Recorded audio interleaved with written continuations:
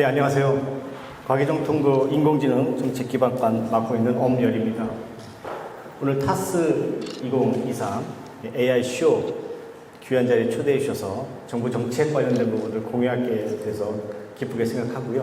오늘 기업 중심으로 많은 말씀 좀 드리셨는데 정부가 AI 관련된 기술 발전과 산업 발전 그리고 또 AI의 어떤 좀 위험성 이런 부분에 대해서 어떻게 인지하고 어떻게 정책적으로 지금 추진하고 있는지를 간략히 소개해 드리겠습니다.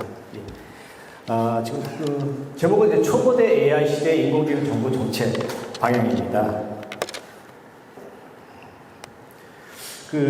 다들 아시다시피 이제 23년도 디지털 심화 시대 최대 화두는 역시 챗GPT로 대표되는 이른바 초거대 생성형 AI의 등장입니다. 2016년도 잘 아시다시피 알파고 이후에 약간의 AI가 좀 윈터 기간이 있었습니다만 새로운 어떤 기술과 새로운 어떤 모델을 가지고 대중의 인터페이스가 굉장히 검색 엔진에 버금가도록 친밀감 있는 인터페이스를 가지고 인공지능이 돌아왔습니다. 생성형 AI고요. 방대한 데이터를 학습시키고 그리고 고도화된 알고리즘과 그리고 또 엄청난 컴퓨팅 파워가 필요합니다. 이런 세 가지 요소에 따라서 비약적으로 발전을 해왔습니다. 사람의 의도를 이해하는 서비스를 구현하는 걸 넘어서서 이른바 창작 활동까지 지원이 가능하고요. 산업 전반에 지금 공공적인 효율성을 향상시키는 또 비용을 절감시키는 데 활용되고 있고 경제사회 전반적으로 지금 이른바 파괴적인 혁신을 지금 이루어지고 있습니다. 챗GPT가 작년 11월, 딱 1년 정도 됐는데요. 처음 한 6개월 정도는 챗GPT가 보여줄 어떤 장밋빛 정막이 있었다면 그 이후 한 6개월은 이 생성형 AI가 보여줄 어떤 위험성이라든지 또 역기능 이런 부분들이 또 부각되는 또 6개월이 지났습니다. 허위 정보를 생산한다. 할루시네이션 얘기도 들으셨습니다만 허위 정보를 생산한다든지 또는 어떤 저작권 문제도 있습니다. 개인정보 문제도 있고요. 궁극적으로는 혹시 이 AI가 일자리를 감소시키는 게 아닌가라는 문제들도 있습니다. 이런 이슈들도 사회적인 부분들도 같이 가고 있다는 말씀을 드립니다. 국내 관련된 정책 환경을 말씀을 드리면 세계적으로 우리나라의 평가는 인공지능 관련 평가는 굉장히 좋은 편입니다. 하나 예를 들면 민주적 가치지수로 이제 1등급을 계속 받고 있고 세계 여러 가지 지표 논문 수라든지 이런 부분에 보면 한 세계 6위권 정도로 평가를 받고 있습니다. 그리고 옆에 바로 전에 AI 연구소의 배경훈 소장님 말씀하셨습니다만 일반 파라미터가 높은 파운데이션 모델을 가지고 있는 몇 개나 되지 않는 나라입니다. 아시다시피 네이버 클로버 X가 있고요. 엑사온이라는 또 이제 도 있고요. SKT의 에이닥이라는 것도 있고 KT의 믿음, 그다음에 카카오의 카카오 GPT라는 것이 있습니다. 굉장히 높은 기술력을 가지고 있는 것은 사실이고요. 그 서비스가 어떻게 국내적으로 도전을 받고 국내적으로 국외적으로 대국제 나갈지에 대해서는 아직도 좀 여러 가지를 봐야 되는 그런 상황이 있습니다. 빅테크 중심으로 나가고 있다는 건 다 아시고 계신 거고 경쟁이 계속 심화되고 있습니다. 국내 기업들도 한국어 기반이라는 좀 한계가 있다는 여러 가지 의견이 있습니다만 그걸 뛰어넘어서 동남아나 중동 쪽에 알고리즘을 통해서 기술력을 가지고 나가려고 하고 있습니다. 그런 기틀을 계속 정부에서도 마련해 주려고 하고 있고요. 특히 이제 이런 부분에 대해서도 AI 관련된 활용에 대해서도 국제적인 논의가 굉장히 많습니다. EU, 미국, G7, 영국 글로벌 테크를 가지고 있는 미국 중심으로는 규제에 대한 또 방향성이 좀 다를 거고 또 EU는 또 글로벌 테크 기업을 가지고 있지 않은 지역이기 때문에 이런 부분에 대한 어떤 규제나 이런 부분들이 조금 강조되는 그런 양상을 보이고 있습니다. 어찌됐건 규범적 논의가 계속되고 있다 이런 말씀을 드릴 수 있고 규범적 논의는 이 규제라는 게 어떻게 보면은 앞서가는 기업한테는 또 배리어로 작용할 수 있는 여지가 있다고 보여집니다. 이런 측면에서 우리나라의 어떤 측면에서 보면 이런 규범의 논의에 정부가 좀 빠르게 또는 적극적으로 대응해야 할 논리가 있다고 생각이 듭니다. 정부 정책 방향을 세 가지로 말씀드리겠습니다. 초거대 AI 경쟁력 강화 방안을 3개월 전에 대통령이 모시고 발표를 했습니다. 두 번째는 전 국민의 인공지능 일상화 전략입니다.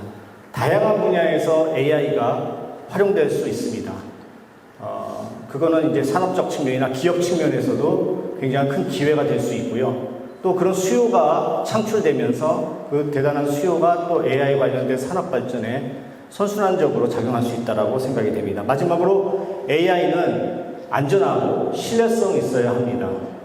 앞으로는 신뢰성을 갖춘 AI만이 살아남을 겁니다. 그래서 AI에 관련된 부분도 신뢰성 확보 방안에 대해서도 말씀을 드리겠습니다. 대한민국 정부가 계속 이런 부분에 대해서 뒤처지지 않도록 인공지능 가치를 전 국민과 후대에 누릴 수 있도록 3대 핵심 전략을 마련했습니다.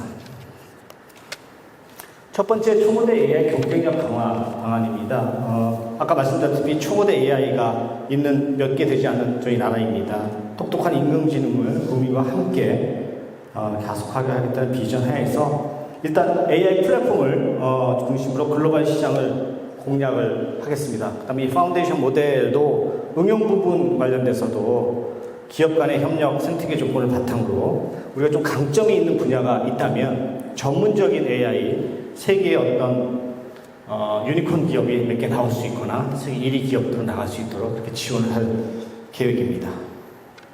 어떻게 지원을 할 것인가에 대한 세부 내용입니다. 첫째, 초거대 AI는 산업 기술 핵심 인프라가 필요합니다. 데이터가 필요합니다. 예, 데이터가 필요하고, 물론 데이터의 전문적 데이터는 여러 산업 영역에서 가지고 계시겠지만, 필수적인 데이터나 이런 부분들은 저희가 재정을 투입해서, 지금까지 구축해 왔고, 앞으로도 구축해서 지원할 예정입니다. 아까 말씀드린 것처럼 엄청난 양의 컴퓨팅 파워가 필요합니다. 이런 부분에 있어서도 지원할 수 있도록 저희가 한국형 K-클라우드의 핵심 기술을 지속적으로 고도해 나갈 계획입니다.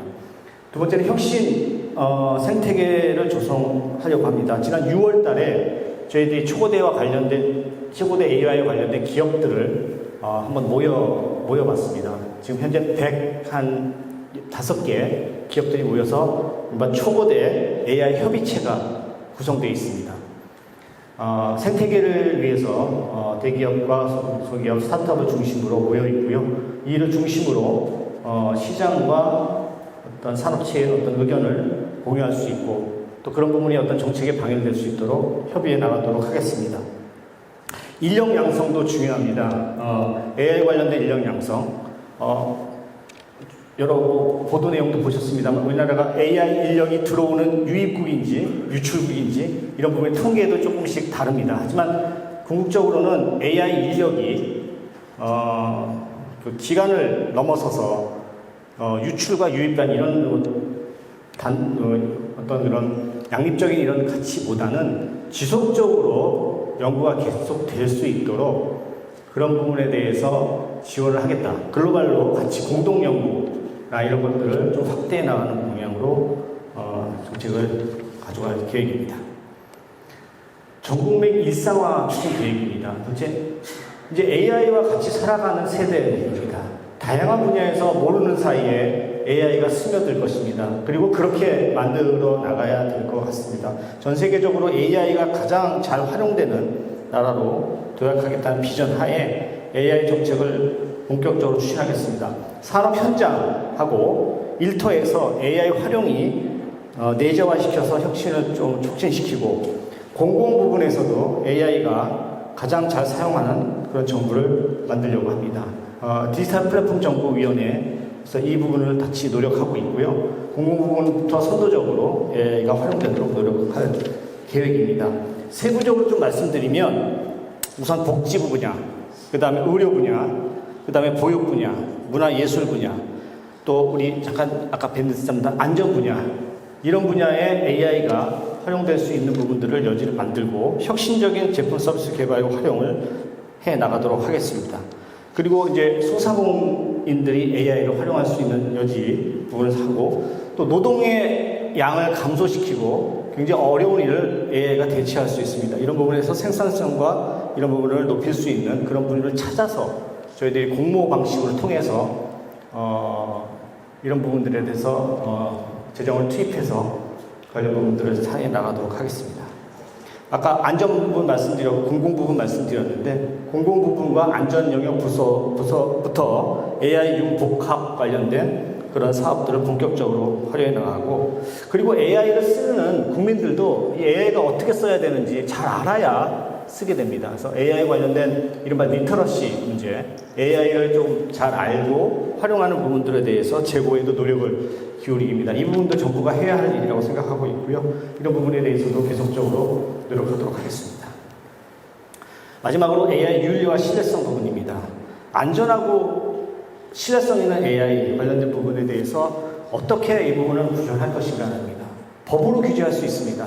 하지만 법으로 규제하게 되면 산업의 활동성과 역량이 떨어질 수도 있고 AI가 신산업으로서의 발목 잡기 관련된 부분에 대한 비판도 있을 수 있습니다.